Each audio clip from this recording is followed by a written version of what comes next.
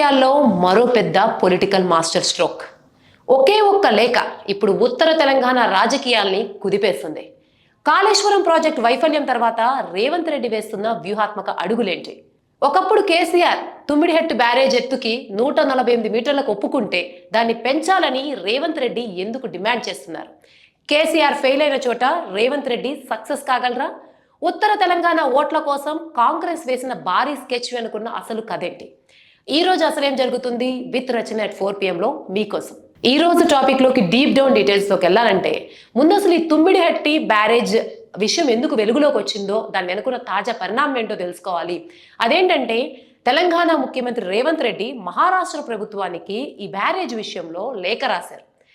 ఇప్పుడు 148 మీటర్ల ఎత్తున్నటువంటి ఈ బ్యారేజ్ని 150 పెంచాలని, దానికోసం తమ ఉన్నత స్థాయి బృందాన్ని కూడా సాంకేతిక అంశాలు చర్చించడానికి పంపిస్తామని, దీన్ని మహారాష్ట్ర ప్రభుత్వం పునఃసమీక్షించాలని కోరారు. తాజాగా కేసీఆర్ ఏదైతే కాళేశ్వరం ప్రాజెక్టు విషయంలో విమర్శలు ఎదుర్కొంటున్న నేపథ్యంలో, అవినీతి ఎదుర్కొంటున్న నేపథ్యంలో రేవంత్ రెడ్డి మళ్ళీ తుమ్మిడిహట్టి వెలుగులోకి తీసుకురావడం, ప్రభుత్వానికి లేఖ రాయడం ఇప్పుడు ఉత్తర తెలంగాణ రాజకీయాల్లో సరికొత్త సమీకరణానికి దారితీసింది.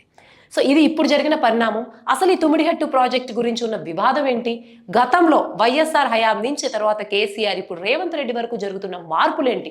ఇది ఉత్తర తెలంగాణ పాలిటిక్స్ ని ఎలా మార్చబోతుంది? అసలు ఈ తుమ్మిడిహట్టు బ్యారేజ్ గురించి పూర్తి వివరాలు తెలుసుకోవాలంటే మనం ఫ్లాష్ బ్యాక్ లోకి వెళ్ళాలి. గతంలో వైఎస్ఆర్ ఉమ్మడి ఆంధ్రప్రదేశ్కి ముఖ్యమంత్రిగా ఉన్నప్పుడు ఉత్తర తెలంగాణ జిల్లాలైనటువంటి కరీంనగర్, ఆదిలాబాద్, నిజామాబాద్, మెదక్, ఈ 4 జిల్లాలకి సాగునీరు, తాగునీరు అందించే ఉద్దేశంతో ప్రాణహిత చేవెళ్ల ప్రాజెక్ట్ని ప్రతిపాదించారు. ప్రాణహిత చేవెళ్ల ప్రాజెక్ట్ని వైఎస్ఆర్ ఈ ఉద్దేశంతో డిజైన్ చేశారంటే, దీనివల్ల ఈ ఉత్తర తెలంగాణ జిల్లాల్లో ఏవైతే పంటలు పట్టుకున్నాయో కరెంటు బిల్లుల భారం లేకుండా, మోటార్ల సమస్య లేకుండా, ఎటువంటి భారం రైతుల మీద పడకుండా సాగునీరు అందుతుంది. అది కూడా 152 మీటర్లకు తుమ్మిడిహట్టి బ్యారేజ్ ఎత్తుని దీనికోసం ఆయన ప్రపోజ్ చేశారు. ఈ తుమ్మిడిహట్టి బ్యారేజ్ ఎత్తు కనుక 152 మీటర్లుంటే ఈ ఉత్తర తెలంగాణ జిల్లాలకు గ్రావిటీ ద్వారా నీరు పారుతుంది.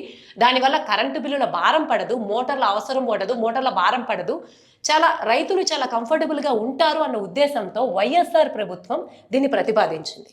అయితే మహారాష్ట్ర ప్రభుత్వం దీనివల్ల మహారాష్ట్రలో ఏవైతే అక్కడ సరిహద్దు గ్రామాలు ఉన్నాయో అక్కడ రైతులు ముంపుకు గురవుతారని చెప్పేసి అభ్యంతరాలు చెప్పింది. తర్వాత దాని గురించి జరుగుతూ ఉండగా వైఎస్ఆర్ మరణం, తర్వాత తెలంగాణ ఉద్యమం ఊపందుకోవడం, తర్వాత కేసీఆర్ అధికారంలోకి రావడం జరిగింది. కేసీఆర్ అధికారంలోకి వచ్చిన తర్వాత దీన్ని మార్చేశారు. ఎట్లా అంటే ఇప్పటికే 152 మీటర్లు ఉన్న దాన్ని 148 మీటర్లకు కుదించి ఆయన ఈ తుమ్మిడిహట్టి బ్యారేజ్ ఎత్తుని తగ్గించి దాని మీద సంతకం కూడా చేసేశారు. సో ఎప్పుడైతే 148 మీటర్లకు ఈ తుమ్మిడిహట్టి బ్యారేజ్ ఎత్తు తగ్గించడం అనేది జరిగిందో అప్పుడు ఈ ఉత్తర తెలంగాణ జిల్లాలకు తాగునీరు, సాగునీరు అందరం కష్టమైపోయింది. ఏదైతే ఇంటెన్షన్తో అప్పుడు కూడా వైఎస్ఆర్ అంటే కాంగ్రెస్ పార్టీ అధికారం 152 మీటర్లకు తెచ్చిందో దాని ఇంటెన్షన్ అంతా కూడా ఫెయిల్ అయింది. సో ఇక ఏం చేయాలో తెలియని పరిస్థితుల్లో కేసీఆర్ దానికి ప్రత్యామ్నాయంగా కాళేశ్వరం లిఫ్ట్ ఇరిగేషన్ ప్రాజెక్ట్ని తీసుకొచ్చారు. ఈ కాళేశ్వరం లిఫ్ట్ ఇరిగేషన్ ప్రాజెక్టు ద్వారా తన అపర భగీరథుడిగా ఉత్తర తెలంగాణ జిల్లాలకి సాగు తాగునీరు ఇస్తున్నటువంటి గొప్ప సీఎంగా కేసీఆర్ అధికారంలో ఉన్నంత కాలం కూడా ప్రచారం చేసుకున్నారు. ఈవెన్ బీఆర్ఎస్ పార్టీ కూడా, మొత్తం తెలంగాణ ప్రజలు కూడా ఆయన్ని ఆ దృక్పథంతోనే చూశారు. సో ఇదైన తర్వాత అయితే లేటెస్ట్గా దీనిలో అవినీతులు బయటపడ్డాయి. కానీ కాళేశ్వరం లిఫ్ట్ ఇరిగేషన్ ప్రాజెక్ట్లో ఉన్నటువంటి మెయిన్ డిసడ్వాంటేజ్ ఏంటంటే కొన్ని వాటర్ అంతని కూడా లిఫ్ట్ చేయాల్సి వచ్చేది. దానివల్ల వేల కోట్ల కరెంటు బిల్స్ భారీగా పెరిగిపోయాయి, మోటార్స్ భారం పెరిగింది. సో వీటన్నిటి వల్ల కూడా కేసీఆర్ ఎంత ప్రచారం చేసుకున్నప్పటికీ ఉత్తర తెలంగాణ జిల్లాలో ఉన్న రైతులు కావచ్చు, సాగునీటికి, తాగునీటికి అక్కడ ఉన్న ప్రజలు ఇబ్బంది పడ్డారనేది వాస్తవం. ఓవరాల్గా రేవంత్ రెడ్డి ప్రభుత్వం అధికారంలోకి వచ్చిన తర్వాత పీసీ ఘోష్ కమిషన్ వేయడం, తర్వాత వేడిగడ్డ పిల్లర్లు కూలిపోవడంతో కాళేశ్వరం ప్రాజెక్టు ప్రశ్నార్థకంగా మారింది. దీంతో ఉత్తర తెలంగాణ ప్రజలు ఇబ్బందుల్లో పడిపోయారు, అటు సాగునీటికి ఇటు తాగునీటికి లేకుండా. సో ఈ నేపథ్యంలో రేవంత్ రెడ్డి ఒక మాస్టర్ పొలిటికల్ ప్లాన్ అనే చెప్పుకోవచ్చు. ఎందుకంటే ఉత్తర తెలంగాణ సెంటిమెంట్ అనేది తెలంగాణ పాలిటిక్స్లో చాలా బెస్ట్ రోల్ ప్లే చేస్తుంది. ఈ నేపథ్యంలో ఒక పక్కన బీఆర్ఎస్ ఫెయిల్ అయిన నేపథ్యంలో కేసీఆర్ దీని మీద అవినీతి ఆరోపణలు ఎదుర్కొంటున్న నేపథ్యంలో మరి రేవంత్ రెడ్డి ప్లాన్ ఏంటో ఇప్పుడు చూద్దాం. ఈ తుమ్మిడిహట్టి విషయంలో రేవంత్ రెడ్డి ప్రభుత్వం బీఆర్ఎస్ ఎక్కడైతే ఫెయిల్ అయిందో దాన్ని పక్కా పొలిటికల్ మాస్టర్ గేమ్గా మార్చుకుంది. సో ఈ ఉత్తర తెలంగాణ జిల్లాలకి నీరు రాకపోవడానికి కారణం బీఆర్ఎస్ ప్రభుత్వం ఏదైతే కాళేశ్వరం ప్రాజెక్ట్ని తీసుకొచ్చిందో దాన్ని 148 మీటర్లకు తగ్గించడం, మళ్ళీ కాళేశ్వరాన్ని రీప్లేస్ చేయడం వల్లే ఇదంతా చేసిందని ప్రజల్లో బలంగా నమ్మించగలిగింది. ఎప్పుడైతే పీసీ ఘోష్ కమిషన్ వచ్చిందో, ఎప్పుడైతే ఈ పిల్లర్లు కృంగిపోయాయో ప్రజలు కూడా బలంగా నమ్మారు. ఈ నేపథ్యంలో మళ్ళీ ఇప్పుడు రేవంత్ రెడ్డి దీన్ని 2.5 ఏళ్ళు మళ్ళీ ఎన్నికలు రాబోతున్న సందర్భంలో మహారాష్ట్రకి లేఖ రాశారు.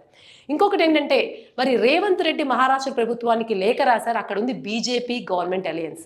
బీజేపీ గవర్నమెంట్, ఎన్సీపీ, శివసేన అధికారంలో ఉన్నటువంటి ఆ గవర్నమెంట్ అంగీకరిస్తుందా లేదంది సెకండ్ ప్రశ్న.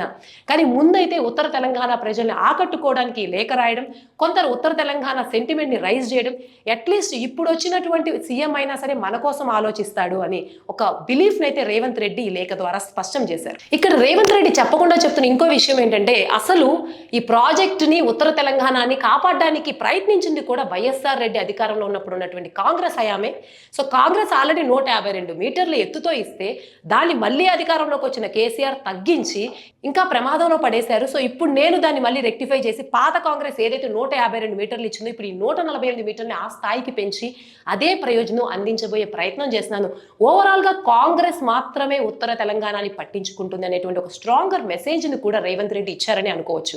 మరి ఇప్పుడు మన ముందున్న పెద్ద మేజర్ ప్రశ్న ఏంటంటే మరి కేసీఆర్ ఫెయిల్ అయిన చోట రేవంత్ రెడ్డి సక్సెస్ అవుతారా లేదా?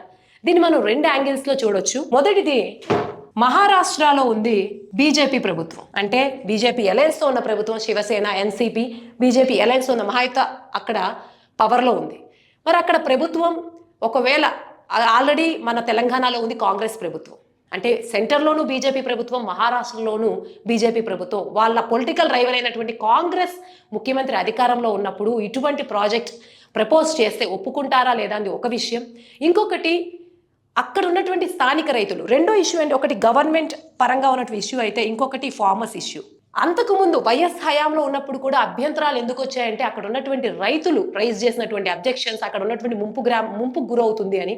ఇప్పుడు అక్కడ ఉన్నటువంటి స్థానిక రైతులు ఎవరైనా ఈ ప్రాజెక్టు వల్ల మళ్ళీ మా గ్రామాలు ముంపుకు గురవుతాయి అనేటువంటి అబ్జెక్షన్స్ రైజ్ చేస్తే ఎలక్షన్స్ పర్స్పెక్టివ్లో కావచ్చు, ప్రజల పర్స్పెక్టివ్స్లో కావచ్చు, మహారాష్ట్ర గవర్నమెంట్ దీనికి ఒప్పుకోకపోవచ్చు. ఇది రేవంత్ రెడ్డి ముందు ఉన్నటువంటి 2 సవాలు. అయితే దీనికి ఉన్నటువంటి ఇంకొక పాజిటివ్ సైడ్ కనుక మనం గమనిస్తే ఒకవేళ రేవంత్ రెడ్డి టెక్నికల్ టీంతో సపోర్ట్ చేసి అక్కడ ఉన్న ఏ ప్రాంతం కూడా మహారాష్ట్రలో ముంపుకి గురవ్వదు అని ప్రూవ్ చేయగలిగితే మేబీ మహారాష్ట్ర గవర్నమెంట్ అప్రూవల్ ఇచ్చే అవకాశం. ఇక్కడ కాంగ్రెస్ గవర్నమెంట్ కంటే రేవంత్ రెడ్డికి ఎటు చూసినా సరే విన్ విన్ సిచ్యుయేషనే కనిపిస్తుంది. ఒకవేళ మహారాష్ట్ర గవర్నమెంట్ ఒప్పుకుని అప్రూవల్ ఇస్తే కాంగ్రెస్ రేవంత్ క్రెడిట్ తీసుకుని ఇది కాంగ్రెస్ గవర్నమెంట్ చేసిందని చెప్తారు. ఒకవేళ వాళ్ళు ఒప్పుకోకపోతే అక్కడ ఉంది బీజేపీ, మన తెలంగాణలో ఉన్న బీజేపీ ఎంపీలు కానీ లీడర్స్ కానీ అట్లీస్ట్ కన్విన్స్ చేయలేకపోయారు. అట్లీస్ట్ నేను ప్రయత్నించానని అటు సైడ్ కూడా రేవంత్ రెడ్డి కన్విన్స్ చేయగలరు. ఎటు చూసినా రేవంత్ రెడ్డికి ఇది విన్ విన్ సిచ్యువేషన్ లానే కనిపిస్తుంది. దీంతో పాటు రేవంత్ రెడ్డి ఉత్తర తెలంగాణ ప్రజలకి 2 స్ట్రాంగ్ మెసేజెస్ ఇచ్చారు. ఒకటి కాంగ్రెస్కు ఉన్నటువంటిది 2 అపోజిషన్ ప్రస్తుతం, ఒకటి బీఆర్ఎస్ పార్టీ, ఇంకొకటి బీజేపీ పార్టీ. ఈ 2 అపోజిషన్ పార్టీస్ని ఆయన ఇప్పుడు ఉత్తర తెలంగాణ పాయింట్ ఆఫ్ వ్యూలో ఆ ప్రజల దృష్టిలో డిఫెన్స్లో పడేశారు. ఫస్ట్ బీఆర్ఎస్ చేసిన తప్పు వల్లే ఉత్తర తెలంగాణ ఇలా అయింది, ఇప్పుడు నేను దాన్ని రెక్టిఫై చేస్తున్నాను అనేటువంటి మెసేజ్ ఇస్తే, ఇంకొకటి మనకి తెలంగాణలో ఉన్నటువంటి బీజేపీ లీడర్స్ కూడా అక్కడ బీజేపీ వాళ్ళు కన్విన్స్ చేయలేకపోయారు అనేటువంటి యాంగిల్లో కూడా ఆయన డిఫెన్స్లో పడేస్తారు ఒకవేళ మహారాష్ట్ర గవర్నమెంట్ అప్రూవల్ ఇవ్వకపోతే. సో ఎటు చూసినా ఓవరాల్గా మళ్ళీ తుమ్మిడిహట్టి బ్యారేజ్ ఎత్తు విషయాన్ని తీసుకొచ్చి రేవంత్ రెడ్డి ఇంకా చెప్పాలంటే ఉత్తర తెలంగాణ సెంటిమెంట్ని రైజ్ చేశారు. తాగునీరు ఏదైతే ఉందో బీఆర్ఎస్ ప్రభుత్వం ఓడిపోవడానికి అనేక కారణాల్లో ఇది కూడా ఒకటి. ఈ విషయంలో గనక రేవంత్ రెడ్డి సక్సెస్ కాగలిగితే ఉత్తర తెలంగాణ సెంటిమెంట్ని, ఉత్తర తెలంగాణ ప్రజల యొక్క అభిమానాన్ని చూరగొనగలిగితే కాంగ్రెస్ విజయానికి దాదాపు రూట్ ఖరారైనట్టే.